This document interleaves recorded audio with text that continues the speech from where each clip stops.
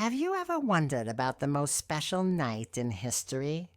Let me tell you a beautiful story. Long, long ago, in the city of Mecca, something miraculous was about to happen. It was the year of the elephant, and the world was waiting for something extraordinary. In a humble home, a kind woman named Amina was about to become a mother. She felt a special peace in her heart, as if angels were near. Then, on a blessed Monday night, a beautiful light filled the room.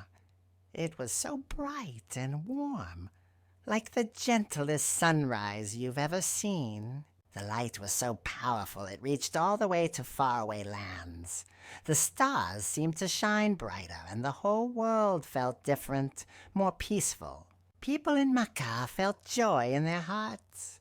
They knew something wonderful had happened, even if they didn't know what it was yet. That special baby grew up to become Prophet Muhammad, peace be upon him, a mercy to all the worlds. And that's the story of the most blessed birth in history.